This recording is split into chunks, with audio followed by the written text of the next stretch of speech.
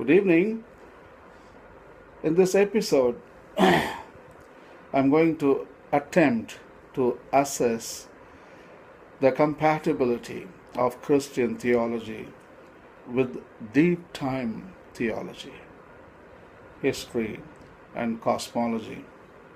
Christian theology is still confined with the human interest of only 5,000 years, but the age of the universe, we have learned that it's about 13 to 15 billion years old, and the age of our planet Earth is 5 billion years.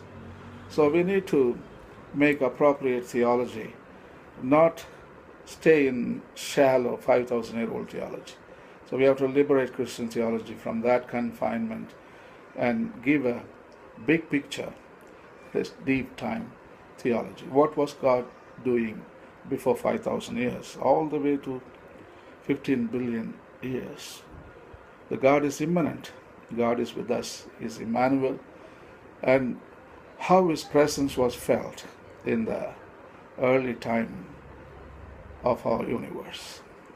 It deals with questions such as, can Christianity adopt or adapt one of the many intermediate models of origins that harmonize Christianity with evolution?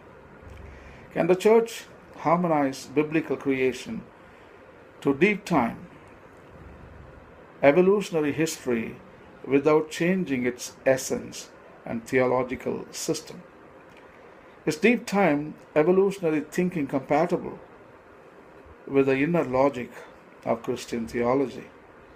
To achieve this aim, we will explore some systematic consequences that would follow from abandoning the historical literal meaning of Genesis chapter 1. We will start by considering the nature of the issue before us and then focus on biblical history, God's actions, and the inner logic and coherence of these theological ideas. Then we will note the hermeneutical role that cosmology plays in the formation of theological thinking. The issue before us is not whether Christian theology could harmonize Genesis chapter 1 with deep time or evolution, but whether deep time and evolution fits with the entire system of biblical theology. In short, are the 6 days, 24-hour days of Genesis chapter 1 an essential component of or compatible with biblical religious truth? Some theologians suggest that Christian theology is compatible with deep time evolutionary history. For them, to harmonize evolutionary theory with Christian biblical theology is to interpret Genesis chapter 1 theologically, that is, not literally. Those who view the Genesis record this way feel that if we were to make such a concession, Christian theology and doctrine would not only remain unchanged, but would also become relevant to those persuaded of the truthfulness of deep time and evolutionary ideas. The intellectual credibility of the church would be enhanced and its intellectual appeal broadened. When it comes to time and cosmology, we follow God's clock. In Psalm 90, verse 4, we read, "For 1,000 years in your sight are like a day that has just gone by, or like a watch in the night." Let's talk about Monday morning of creation. 15 billion years ago, God commands something remarkable. Let there be light. The Big Bang, the biggest violent cosmic explosion, released an enormous amount of energy which could be later seen as organized universe. New stars are born, hundreds and thousands of dark and dense cosmic gases violently fusing together. God created the gift of space and time, matter, gravity, strong and weak nuclear forces, electromagnetic force, and science. Teilhard de Chardin is right when he writes that The cosmos is fundamentally and primarily living Christ. Through his incarnation, is internal to the world, rooted in the world. Even in the very heart of the tiniest atom, nothing seems to be more vital from the point of view of human energy than the appearance and eventually the systematic cultivation of such a cosmic sense. Now, star clusters are visible and 5 billion years have passed, and it was Monday evening for God, and God saw it was good. Tuesday morning, 10 billion years ago, God continues to expand the organized space and matter. God calls the expansion the sky. Star clusters congregate and new galaxies are born. Gravity is pushed to the extreme. Stars go out of fuel. Crushed by their own gravity, they go supernova. These occur at the end of a star's lifetime when its fuel is exhausted and it is no longer supported by the release of nuclear energy. Vast amount of gas and debris, which is known as stardust or stellar nebula, is visible across the universe. Death of a previous star provides matter to a second generation star. Our star in the Milky Way galaxy, a second generation star, has formed from the remains of a previous supernova, as there is high abundance of heavy elements such as iron, gold, and even uranium in the solar system.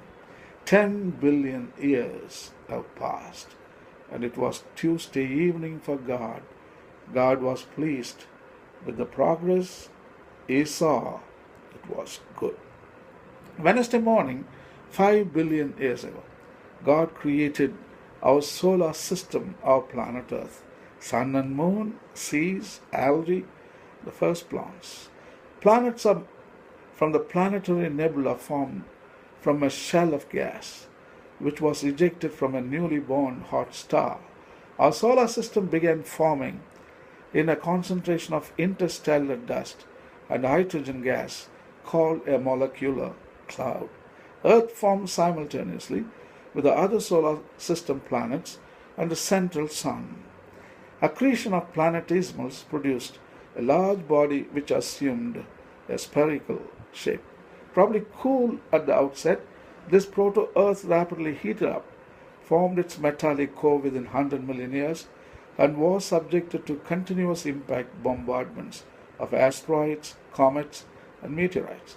After millions of years, Earth cooled down, and it rained millions of years to form oceans, and life was inevitable. 12.5 billion years have passed, and it was Wednesday evening. God saw it was good.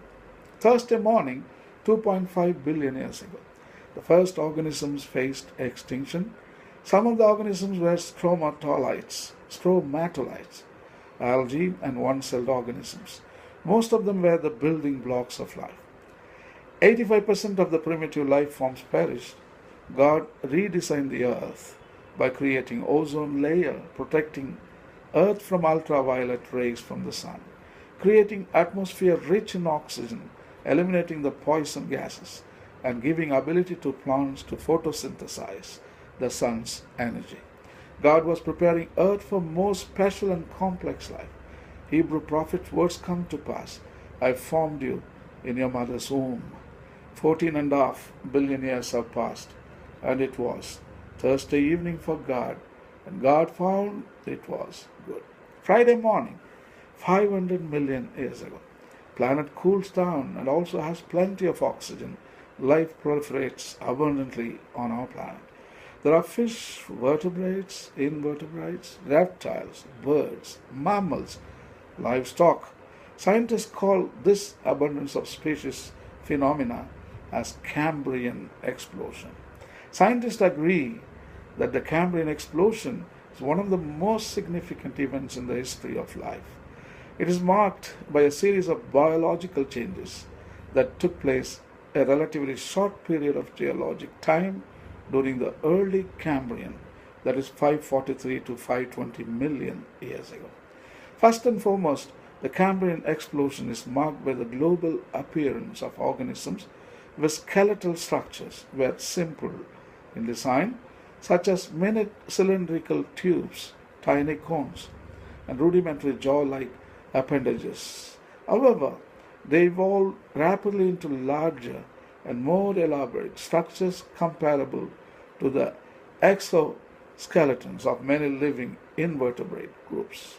These early skeletons were constructed from a diverse array of materials that from the building blocks of skeletons to this day, including calcium carbonate, calcium phosphate, and silica. Another 496 millions have passed. It was Friday evening for God, and he saw everything was good. Saturday morning, 4 million years ago, something extraordinary is going to happen. The book of Genesis, chapter 127, reads, "So God created man in his own image. In the image of God he created him. Male and female he created them." The history of Ethiopia begins with Lucy. Lucy was a female hominid that lived in what is now called the Awash Valley in Haida some 3.5 million years ago. When her skeletons were discovered in 1974, Ethiopia then claimed that it was the first dwelling of mankind. Lucy's scientific name is Australopithecus afarensis.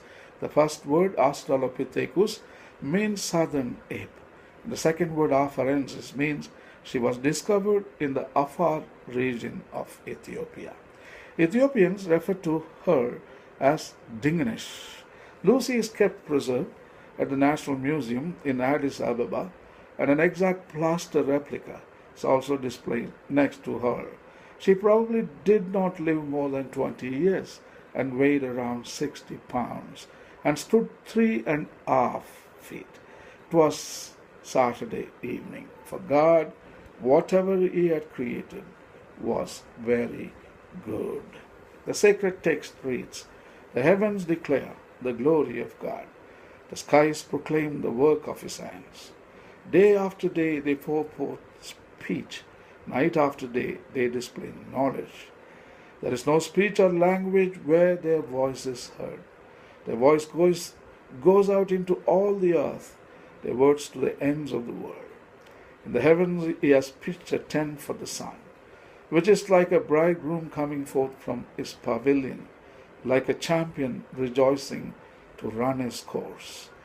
It rises at one end of the heavens and makes its circuit to the other. Nothing is hidden from its heart." Psalm 19, verse 1 to 6. Thank you.